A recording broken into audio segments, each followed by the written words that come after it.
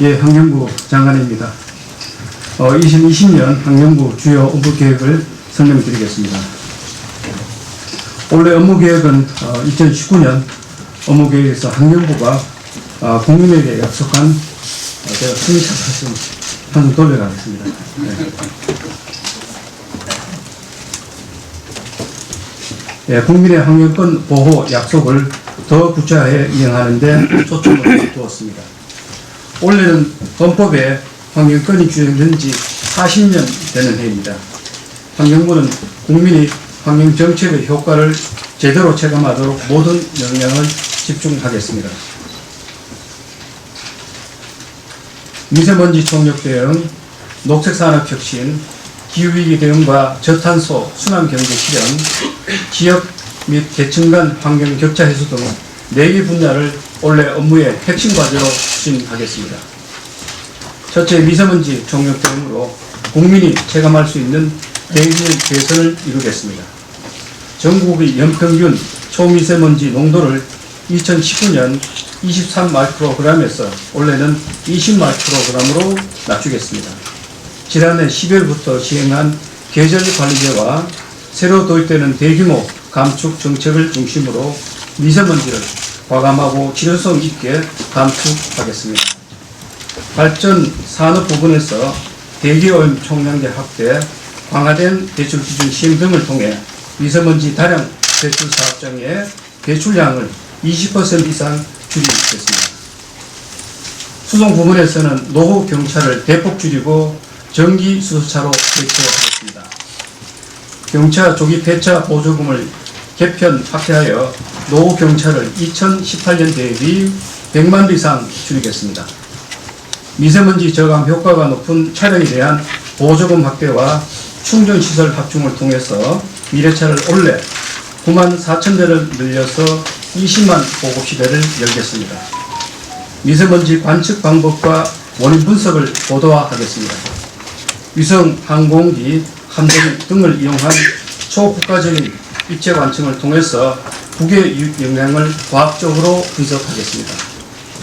미세먼지 원인과 경로 분석을 지역 단위로 세분화하여 지역 맞춤형 대법을 제시하도록 하겠습니다.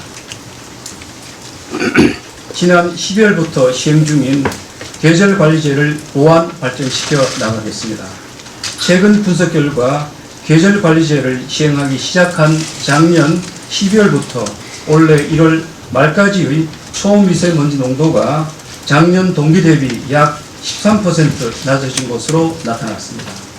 올해 시행 효과를 분석해 보다 개선된 대책으로 발전시켜 나가겠습니다. 한중협력은 성과를 높이는 방향으로 강화하겠습니다. 베이징 주변 지역인 산지성, 산둥성 지역을 전략적 협력 지역으로 선정해 한중 공동저감 실증 사업을 추진하겠습니다. 유엔과 OECD 등 국제기구와 공조도 확대해서 중국의 책임감 있는 감축을 유도하겠습니다. 두 번째 핵심 과제로 녹색산업 혁신을 추진하겠습니다. 기후환경 문제를 해결하는 녹색산업을 신성장 동력으로 키우겠습니다.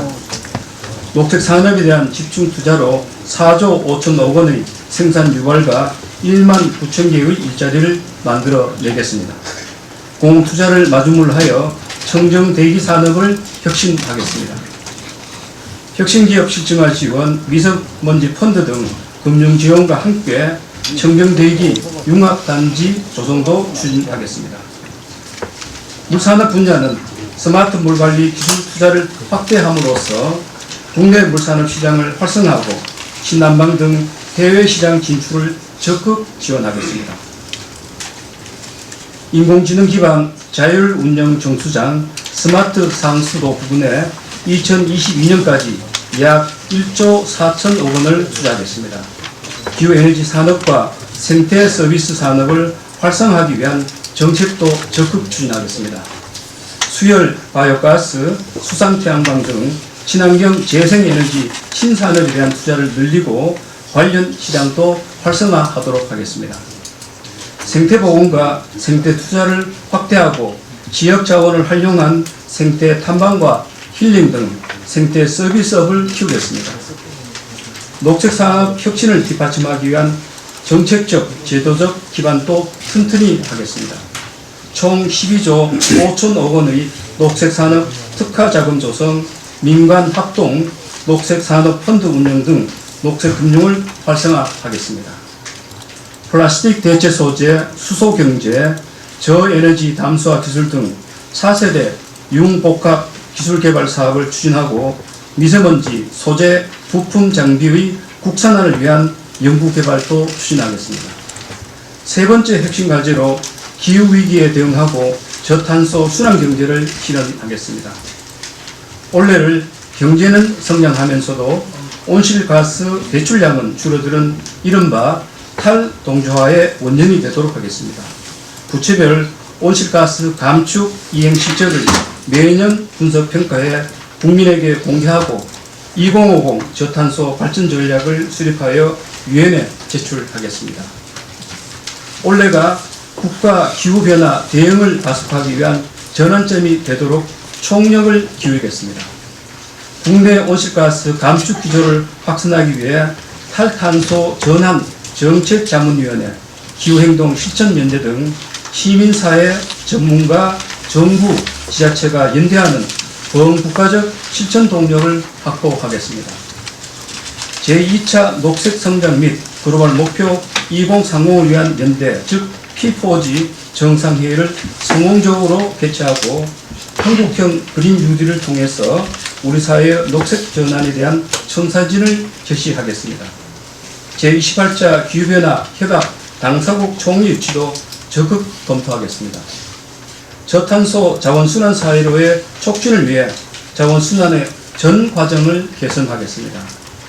플라스틱 제품의 생산 단계부터 재활용이 쉬운 재질과 구조로 구성하도록 재활용품을 고부가치하겠습니다.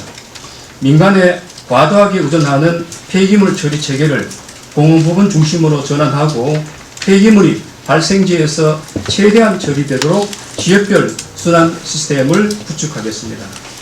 네 번째 핵심 과제로 지역 및 계층 간 환경 격차를 해소해 나가겠습니다. 훼손된 자연에 대한 녹색 복원을 추진하겠습니다. 도시의 녹지축과 수생태축을 연결하는 도시 생태축 복원 사업을 실시하겠습니다. 하천 구조물 현황에 대한 정밀 조사를 거쳐 수생생물 서식처를 복원하는 사업도 추진하겠습니다. 계획관리 지역에서 지자체가 환경성을 고려한 계획을 수립하고 이에 적합한 개발 행위만 고용하는 난개발 방지 방안도 관계부처와 협업해 만들겠습니다. 모든 국민이 혜택을 받도록 생태계 서비스를 확대하겠습니다. 국립공원 내 체류시설을 가족 규모 등 수요에 맞게 다양화하고 취약계층이 쉽게 이용하도록 무장애 탐방로를 확충하겠습니다. 토지 소유주의 환경 보존 행위에 보상을 하는 생태계 서비스 지불제도 실시하겠습니다. 물이용 관련 지역 간 갈등을 해소하고 국민 모두가 공정하게 이용하도록 하겠습니다. 상반기에 낙동강 물 문제 해결을 위한 대책을 확정하고 영산강, 섬진강 통합 물관리 방안도 마련을 하겠습니다. 환경 취약 지역과 민간 계층에 대해 선제적 환경 관리를 해 나가겠습니다. 지역별 환경 피해 위험도를 산출하고 이를 바탕으로 고위험 지역에 대해 건강 영양 조사 등을 추진하겠습니다. 가습기 살균제 피해자에 대해 포괄적 건강 피해를 인정하는 방향으로 구제 체계를 개편하고 지원 항목 및 비용이 현실화되도록 개선하겠습니다. 어린이 활동공간, 양로원, 경로당 등의 환경 오염물질 측정 진단 사업을 확대하는 등 민간 계층에 대한 맞춤형 건강보호 대책을 실시하겠습니다. 이상으로 올해 환경부 주요 업무 계획을 설명드렸습니다. 환경부는 올해도 업무를 추진하는 과정에서 국민과 소통하고 관계부처와 긴밀히 협력해서 국민이 체감하는 환경 개선을 위해 최선을 다하겠다는 말씀을 끝으로 드립니다. 감사합니다. 예, 감사합니다. 기 배포드린 보도자료 관련해서 기자님들 질문을 받도록 하겠습니다. 질문 받기 전에 한 개 말씀드립니다. 여기 실장, 국장들이 배석에 있습니다. 그래서 장관님 답변하신 후에 혹시 보충적이나 추가적인 그 설명이 필요하신 부분은 실무자님들이 앞에 있는 그 마이크 또는 옆에 핸드 마이크 따로 준비되어 있습니다. 활용해서 바로 보충 설명 부탁드립니다. 기자님들 순서대로 질문 받도록 하겠습니다. 예, 먼저 동아일보 강은지 기자님. 연평균 농도 목표치를 설정했는데요. 기존에는 종합계획 같은 거 보면은 서울만 전략적 목표치라고 해서 설정하셨던 걸로 아는데 전국 연평균 농도 목표치를 설정하신 이유가 궁금하고요. 그 종합계획에 보면은 2022년까지 서울 같은 경우는 연평균 농도 목표치가 있는데 그러면 이거는 당장 그냥 올해만 이렇게 만드신 건지도 궁금합니다. 예, 우리 미세먼지 정책의 목표를, 작년까지만 해도 배출량을 기준으로 했습니다. 그런데 우리가 복귀적으로 했던가요? 복귀적으로는 아니고, 어쨌든, 그 배출 총량은, 국민들이 체감하는 어떤 그런, 농도에 대한 여러 가지, 미세먼지의, 어떤 정도를 이렇게, 체감하기에는 좀 적합하지 않은 지표여서 농도 지표로 바꿨습니다. 그렇게 해서 2022년까지 배출량 목표치를 농도 목표치로 바꿔서 올해부터 그렇게 추진하고 있다는 것을 말씀을 드리고요. 서울시에서 하는 것은 저희들이 별도로 어떻게 하겠다 혹은 해야 된다는 그런 입장을 갖고 있지 않습니다. 네. 예. 다음 MTN 이재경 의원. 머니터링 방송 이재경입니다. 미세먼지 관련해서 좀 질문 드리고 싶은데요. 초미세먼지 농도를 작년 23 마이크로그램에서 올해 20 마이크로그램, 전국 연평균이거든요.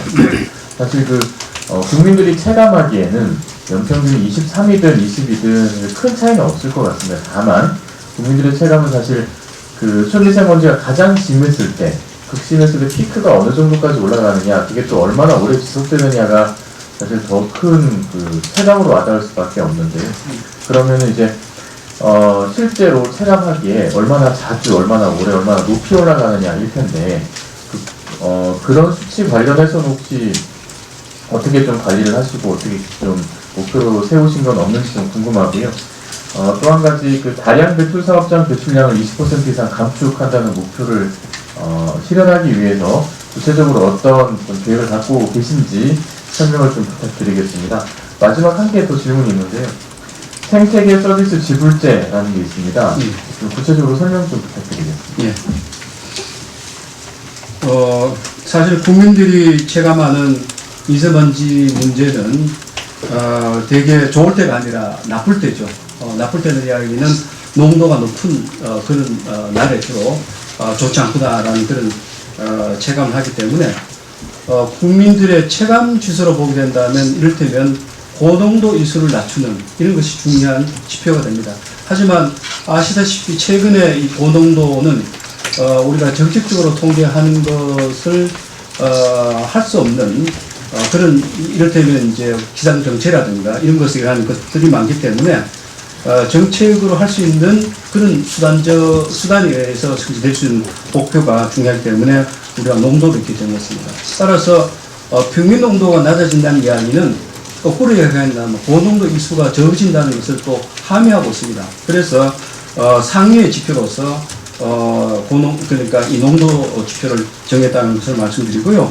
우리가 앞으로 고농도 이수를 조금 더 정책적으로 조정할 수 있는 그런 단계가 가능하다면 그때 가서 고농도 이수를 어떤 연간 목표치에 이렇게 포함을 시키도록 하겠습니다만 지금으로서는 워낙에 통제 가능한 어떤 그런 정책 지표로 보고는 있지는 않습니다. 예, 그리고 대량 배출 사업장의 배출량 20% 줄이기 위해서는 일단은 글자 그대로 우리 대기관리 권력을 현재 지금 수도권에서 중부권, 그 다음에 남부권, 동남권으로 확대하면서 적용 대상 총량 배출 허가의 대상이 되는 그런 기업이 한 1,100개 정도 됩니다. 그렇기 때문에 대부분의 대규모 사업장이 현재 이제 올해부터는 이제 총량 할당 이제 대상이 되기 때문에 그만큼 줄여야 되고요. 올해부터는 배출 기준이 30% 강화가 됐습니다.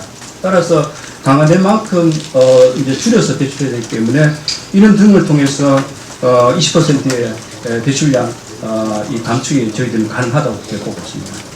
그리고 생태계 서비스는 우리 국장께서 좀 설명해 주시죠. 네, 멤버전 주간 기호입니다.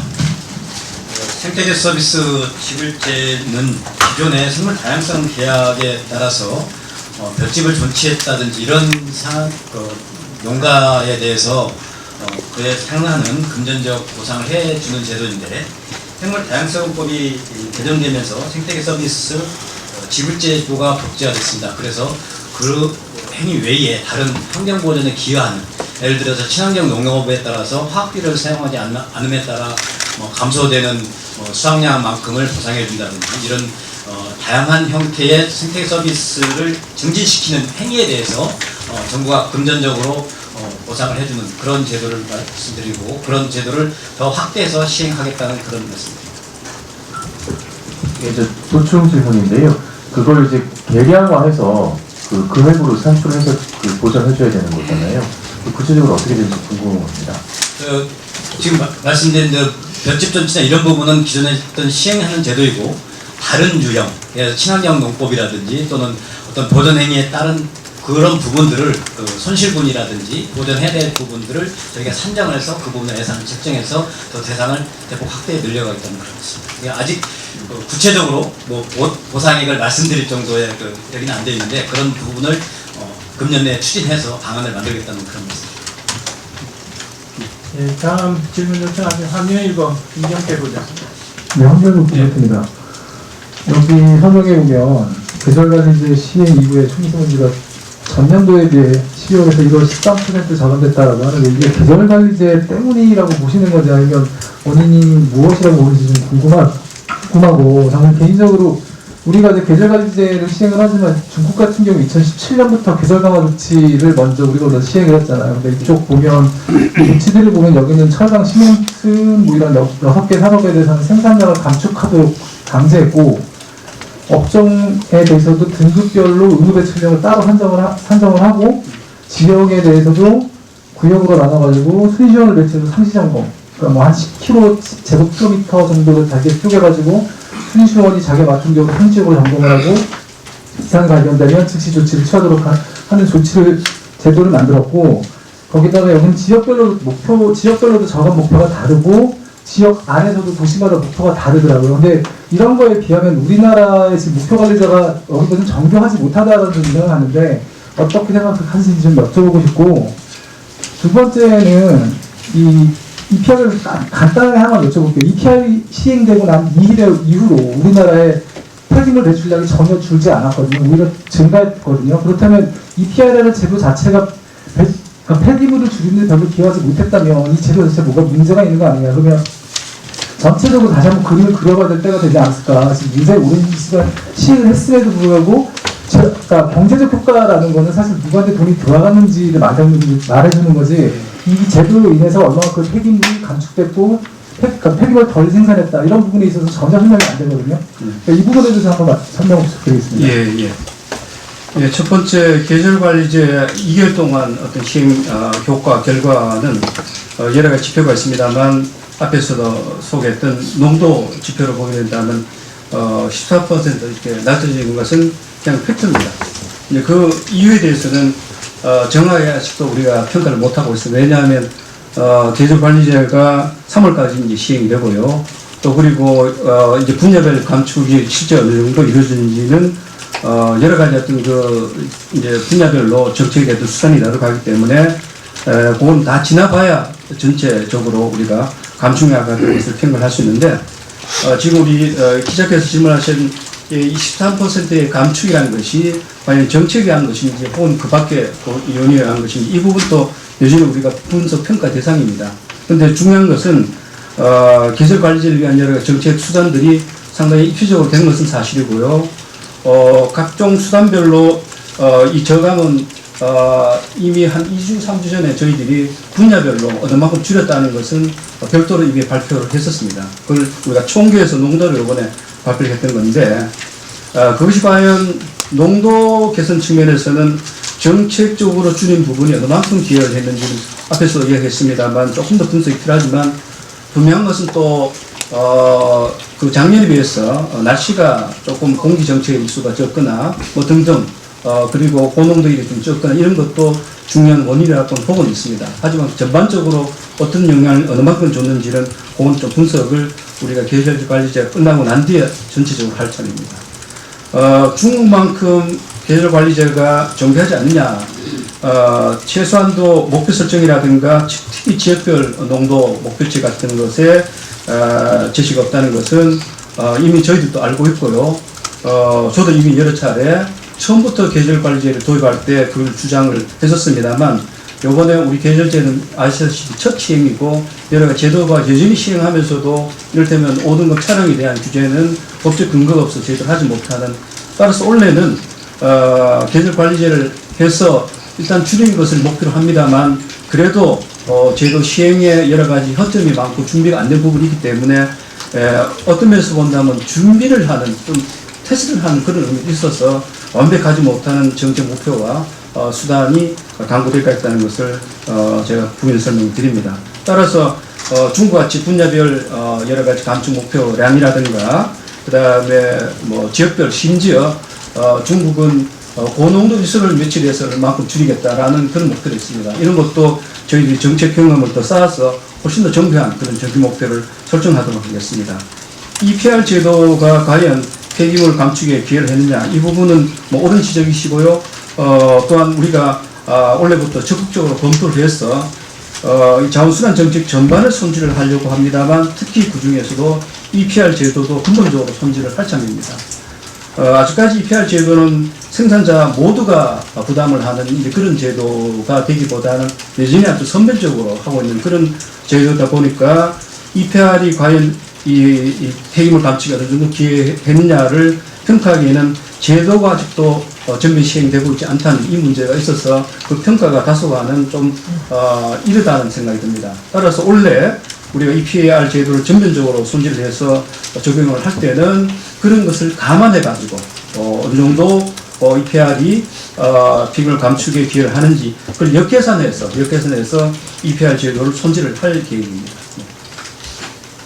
예, 다음 SBS 이영식 부장님. 예, 한 세 가지만 좀 질문드리겠는데요. 이거는 그 미세먼지 관측과 원인 분석을 하겠다 그 꼭지에 보면 정기계도 환경위성 뭐 이런 걸 동원해가지고요. 고농도 지역을 갖다가 찾아내고 원인을 밝히고 맞추면 해법을 제시하겠다 이런 계획을 밝히셨는데 이게 어떻게 좀 더 세부적인 계획을 좀 말씀해 주세요. 예. 어쨌든 간에 예를 들면 강원도 원주 같은 경우도 지금 어떻게 지리적인 또 이런 영향으로 인해서 산업재는 별로 없음에도 불구하고 미세먼지가 상당히 높거든요.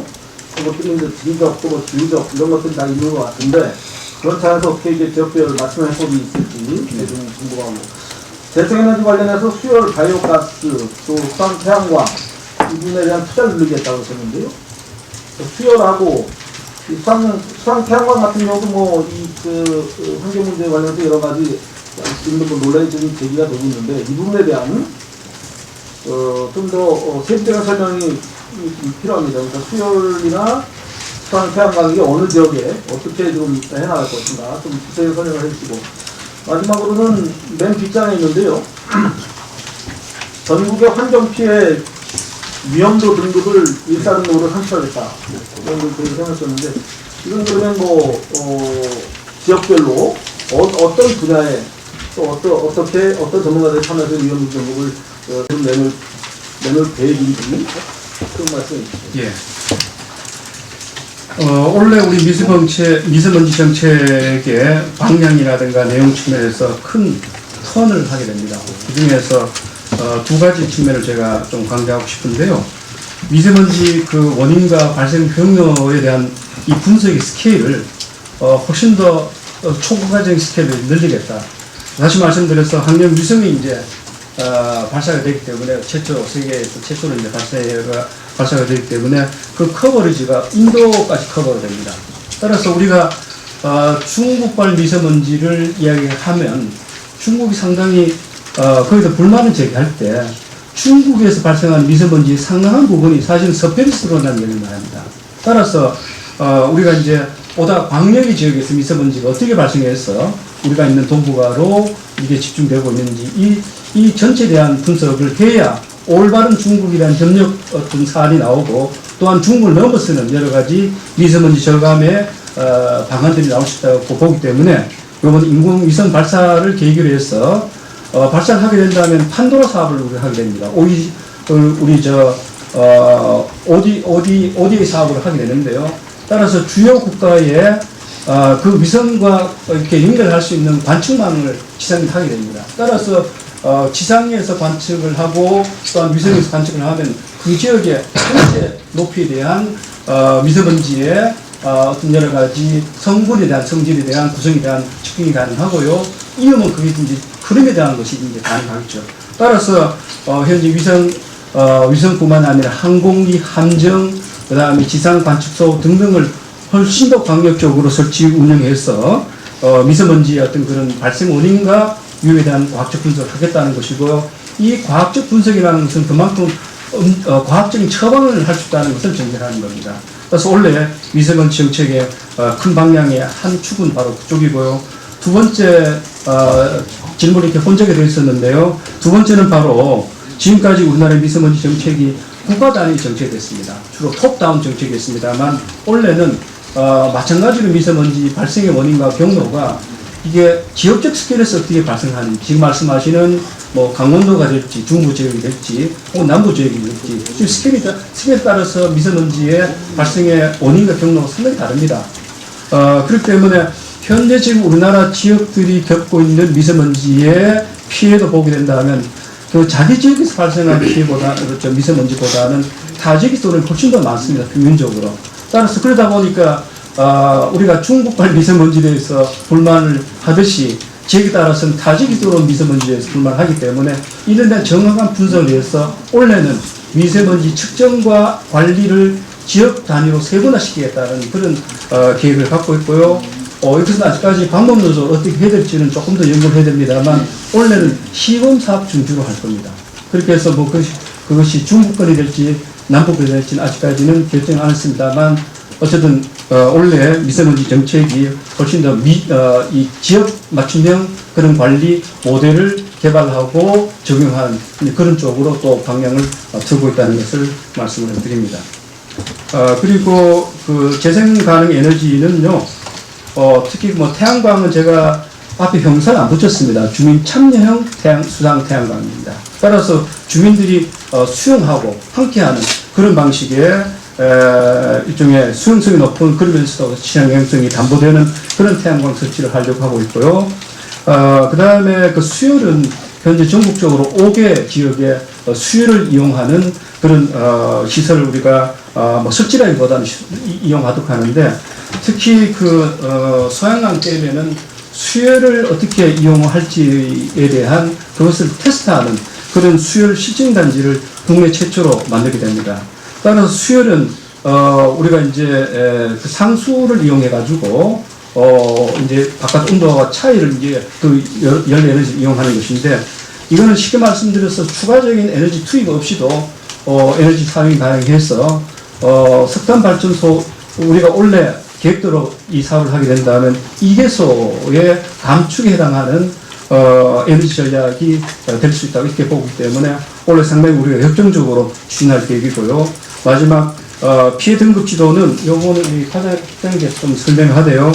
요거도 우리가 환경정의 구인하는 측면에서 우리 전국의 지역을 이렇게 구별 나눠서 그 지역의 환경 오염의 정도라든가 뭐 이런 것을 등급해서 그게 미국의 매사추세츠 그런 지역에서 환경 정의 지수라는 것을 이렇게 적용하고 있습니다. 따라서 일정 지수 이하로 떨어지면 거기에 정책 계획을 해서 지역 주민의 피해를 구제해주는 이런 일을 하고 있는데 어쨌든 한국에는 그런 사업을 하겠다는 그런 내용이 되겠습니다. 자세한 내용 국장님께서 설명하세요. 일단 두 가지만 보충 질문 드리겠는데요. 우선 지역별 맞춤형 그 문제 관련해서 말씀하신 대로 지역에서 발생한 것보다 외부 유입 요인들이 상당히 크다. 어떤 그 기후 영향도 있고. 그러니까 그 지점이 좀 이해가 안 되는 거예요. 그러니까 지역별 맞춤형 정책을 어떻게 내놓을 건가. 그러니까 지역에서 오염원을 많이 배출하는 것도 아니고 외부에서 흘러들어오는 건데 그거를 그럼 어떻게 합니까? 그러니까 그게 좀 이해가 좀 안 되는 부분이라 그에 대한 것. 가령 우리 지금 중부 지역에 네. 충북이 이제 미세먼지 농도가 높습니다. 평균적으로 보면 대개 충북 사람들은 대개 충남에서 들어온다 보고 있죠. 따라서 그 경우는 아직까지 우리가 뭐 그 모델을 다 연구를 한 건 아니고요. 그러면 충남과 충북을 묶어서 하나의 관리 건조를 보게 된다면 어쨌든 충북으로 가는 미세먼지의 발생량을 줄여야 되고요. 예. 그다음에 그걸 하기 위해서는 충북이 어느 정도 실제 지역 외에서 미세먼지가 어떤 경로를 통해 들어오는지 측정이 정확하게 이루어져야 되고요. 그다음에 그 소스에 대한 것이 우리가 확인이 된다면 그 소스에 대한 관리를 역으로 할 수 있다는 겁니다. 따라서 원래 뭐 당장은 우리가 아주 획기적인 저감을 못하더라도 피해를 줄일 수 있는 여러 가지 저감 정책들을 이제부터 강구를 해야 되겠죠.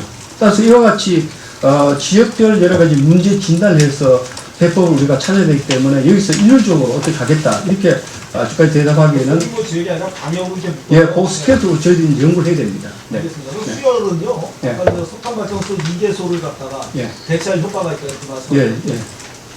주로 어떤 네, 수혈. 제가 보면 수혈 활용하는 게 이 농가에서 그 딸기나 이런 거할때 뭐 수막재배 이런 거를 예. 물을 이용해서 하거든요. 근데 예를 들면 그것도 수혈을 이용하는 건데 어떻게 보면은. 예. 그 외에 어떤 산업에 이걸 활용하는 우리 지금 대표적으로 하고 있는 지역이 롯데 지금 123층 건물입니다. 그 자세한 내용을 누가 좀 설명하시죠? 환경경제정책관입니다. 예, 수열 에너지는 지금 우리 한국산업공사에서 소규모로 한 13군데 정도 지금 하고 있고 또 금년도 하려고 하는 건 아까 장관님께서 말씀하신 강원도 춘천 지역의 소양강댐 근처에 이제 수열 에너지와 관련된 클러스터를 조성하는 부분이 있고요. 그리고 나머지 4개도 우리 환경부 자산인 한강홍수통제소나 낙동강 홍수통제소 등 이 5개소의 수열 에너지 시설을 설치하려고 하는 거고요. 실제 지금 현재로는 소규모로만 영위되고 있지만 아까 말씀드린 저 롯데 빌딩에서는 거의 어떤 측면에서 활용을 해야 됩니까? 그러니까 수열 에너지를 활용하는 방식은 하천수를 수열 히트 펌프라는 걸 활용해 가지고 아주 조그만 이제 에너지를 투입해서 냉방이나 난방에 활용하는 겁니다. 뭐 담당자 좀 자세히 설명 좀 해주세요. 누구 설명할 분 없어? 가지고 있는데? 예. 나왔어. 예. 추가로 더 롯데에서 하는 예를 좀 구체적으로 설명해 주세요. 롯데타워 같은 경우에 이제 13년 이후부터 전체 건물 에너지 소비량의 한 10% 정도를 수열로 지금 공급을 하고 있고요. 방식은 기본적으로 히트펌프를 통해서 관으로 들어오는 에너지를 열교한 방식으로 겨울에는 이제 난방용으로 쓸 수 있게 차가운 거를 조금 따뜻하게 만들어주고 여름에는 냉방으로 쓸 수 있게 따뜻한 물이 들어온 것을 조금 온도를 낮춰주는 2도씨 정도만 차이를 주면 냉난방용으로 충분히 쓸 수 있기 때문에 소비 전력 대비해서 효과가 높은 에너지로 평가가 됩니다. 작년 말에 신재생에너지법 시행령 개정이 돼서 신규로 재생에너지로 인정된 바가 있습니다.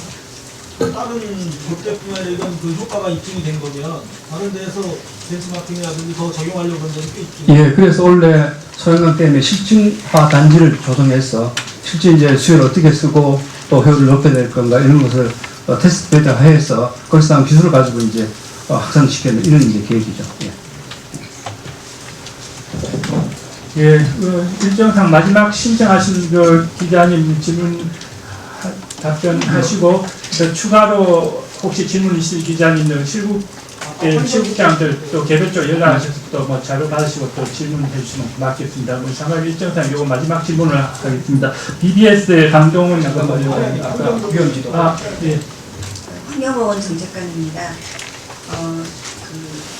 취약지역 등급화하는 문제는요. 지금까지 우리가 건강영향 조사를 이제 청원이나 이런 것들에 의해서 이제 시작을 했는데, 즉 이제 피해가 가시화된 후에 건강영향 조사를 하고 피해 구제를 하고 이런 방식이었던 거를 이제 좀 더 예방적 차원에서 선제적으로 위험이 있는 지역이 어디인지를 먼저 저희들이 이제 분석을 한 다음에 그래서 그 위험의 등급을 좀 나누어서 고위험 등급과 저위험 등급, 그러니까 1, 2, 3, 4 이렇게 나누어서 위험이 높은 지역은 좀 더 본격적으로 사전적인 그런 건강영양조사와 피해 부재까지 이어지는 이런 것들을 하고, 그 다음에 이제 등급이 좀 낮은 지역들은 뭐 건강영양조사, 납식 건강영양조사, 그 다음에 배출원 관리 이런 식으로 좀 차등을 두어서 관리를 하겠다, 그런 개념이고요.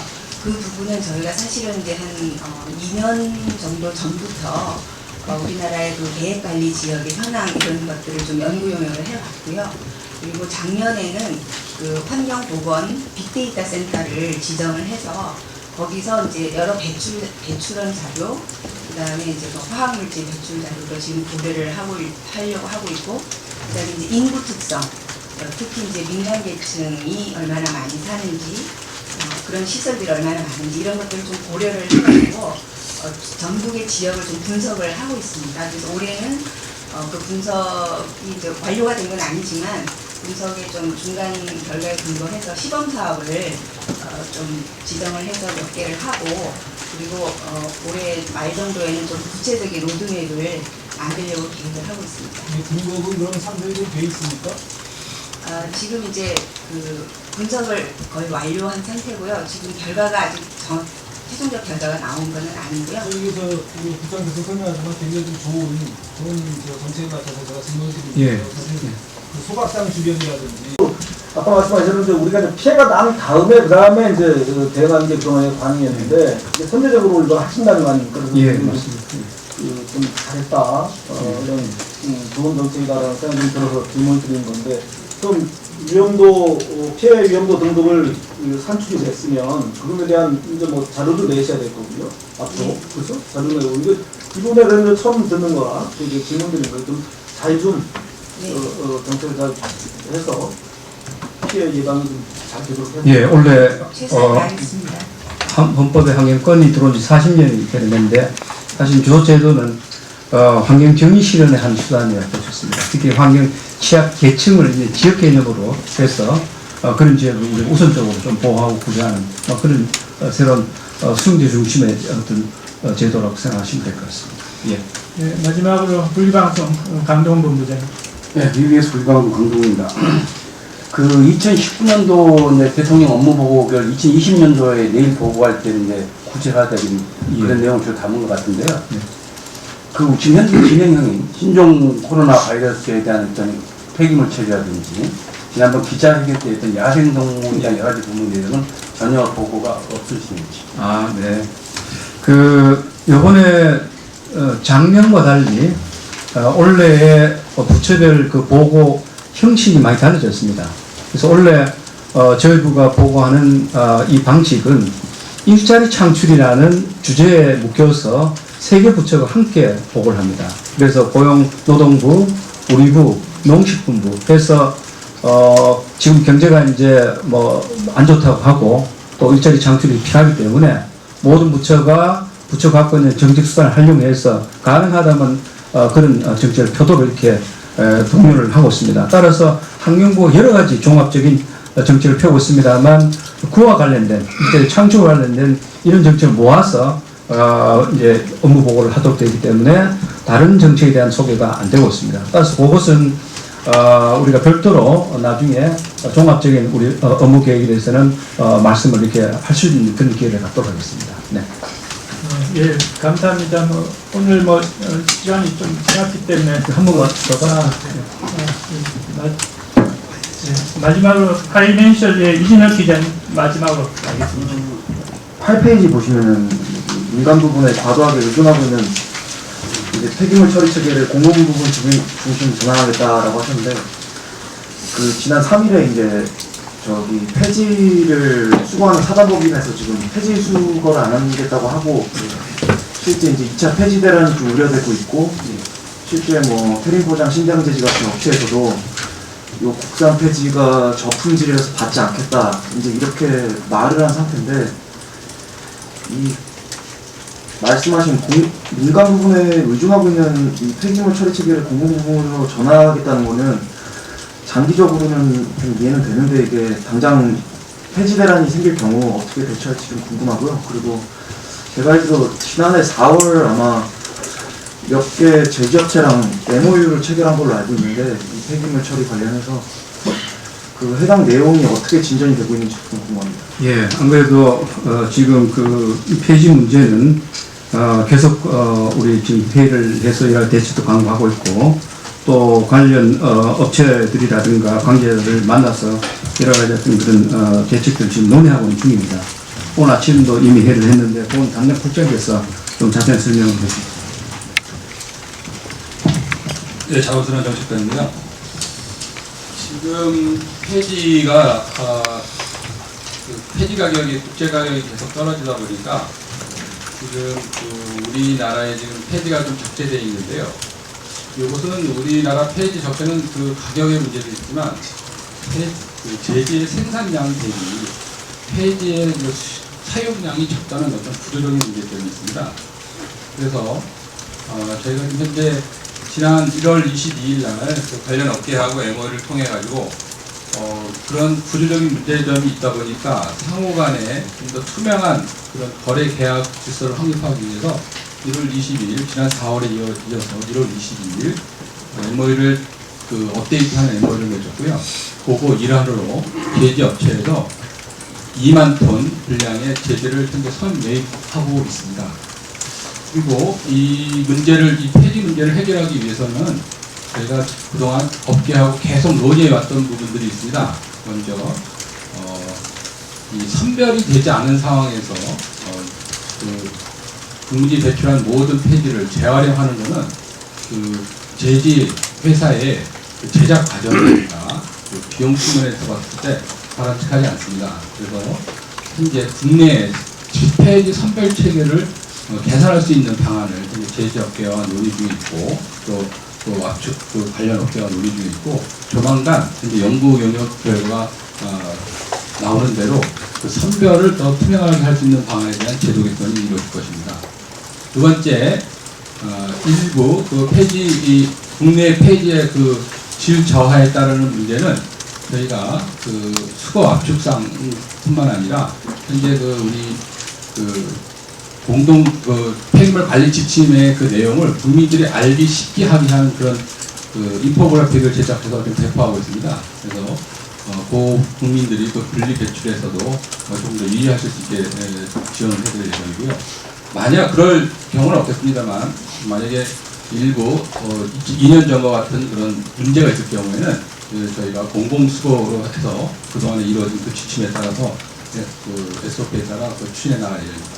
참고로 이 공공의 전환은 저희가 올해 전반적으로 제도 개선 내용에 포함해서 검토하는 것으로 이 수거의 내용뿐만 아니라 현재 전적으로 인간업계에 의존하고 있는 폐기물 처리 영역이 있습니다. 그것은 사업장 폐기물에 관한 부분이고 이런 부분에 대한 문제 때문에 작년 의성에 있는 쓰레기산이라든가 필리핀 수출이라든가 여러 가지 좀 불미스러운 일들이 있었습니다. 이런 부분에 대한 책임을 그 공적인 부분에서도 담당하는 부분을 검토 중에 있고 작년에 우리가 국회에 발의한 국가 폐기물 처리 시설도 이에 일환이라고 판단했습니다.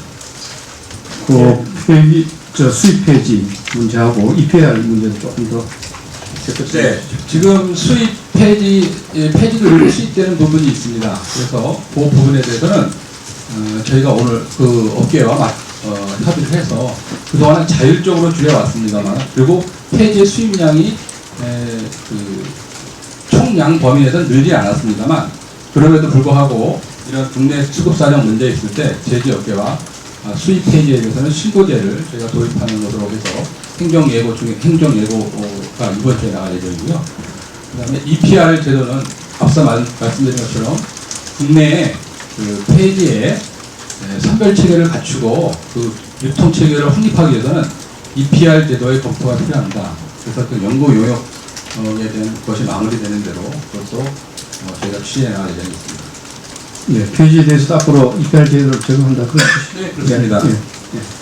네, 감사합니다. 시간 관계상 이상으로 2020년 환경부 업무보고 브리핑을 마치도록 하겠습니다. 추가 질문 있으신 분들은 개별 실국장 또는 과장에 연락하셔서 질문해 주시면 감사하겠습니다. 감사합니다. 예, 고맙습니다.